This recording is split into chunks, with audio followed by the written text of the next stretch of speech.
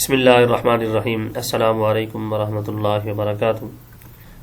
آج ہم باب اول قرآن مجید و حدیث نبوی صلی اللہ علیہ وسلم کی مشق کریں گے، درست جوابات کا انتخاب کر کے ان کو حل کریں گے انشاءاللہ العزیز۔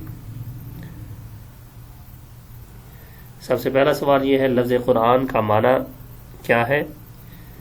اس کا پہلا آپشن یہ ہے کہ کثرت سے پڑھی جانے والی کتاب، دوسرا آپشن صبح کے وقت پڑھی جانے والی کتاب، تیسرا آپشن ہے محفوظ کتاب، چوتھا آپشن ہے آخری کتاب۔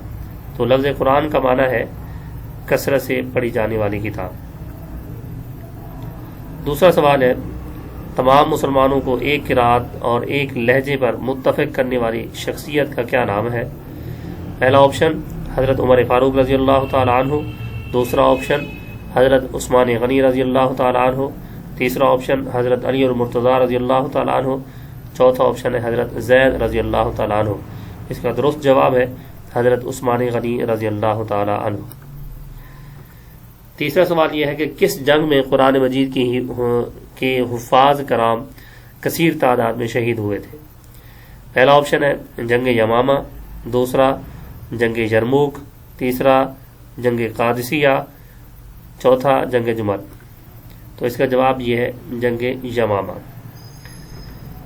چوتھا سوال، حکومتی سرپرستی میں حضرت ابوبکر صدیق رضی اللہ تعالیٰ عنہ کی طرف سے قرآن مجید کی جمع و تدوین کے لیے سربراہ مقرر کیے گئے وہ شخصیت کون سی؟ سب سے پہلا نام آتا ہے حضرت زید بن ثابت رضی اللہ تعالیٰ عنہ کا، دوسرا نام ہے حضرت عبداللہ بن مسعود رضی اللہ تعالیٰ عنہ، تیسرا نام ہے حضرت اسامہ بن زید رضی اللہ تعالیٰ عنہ، چوتھا نام ہے حضرت عبداللہ بن عمر رضی اللہ تعالیٰ عنہ۔ تو اس کا صحیح جواب حضرت زید بن ثابت رضی اللہ تعالیٰ عنہ ہے۔ سوال نمبر 5 یہ ہے کہ حضرت ابوبکر صدیق رضی اللہ تعالیٰ عنہ کے دور میں جمع کیا جانے والا قرآن مجید کا نسخہ کن کے پاس موجود تھا؟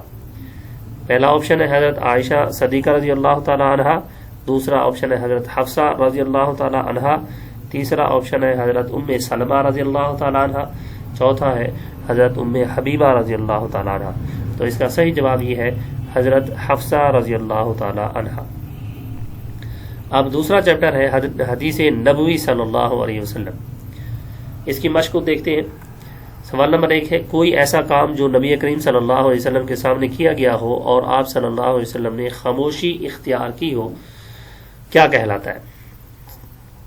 سب سے پہلا آپشن ہے صفت، دوسرا قول، تیسرا آپشن ہے تقریر، چوتھا آپشن ہے عمل۔ تو اس کا صحیح جواب یہ ہے تقریر کہتے ہیں اس کو۔ سوال نمبر 2 یہ ہے، قرآن مجید کی توضیح و تشریح کا پہلا عملی ماخذ ہے حدیث نبوی یا امر اہل بیت یا عمل صحابہ کرام یا عمل تابعین؟ تو اس کا صحیح جواب یہ ہے حدیث نبوی صلی اللہ علیہ وسلم۔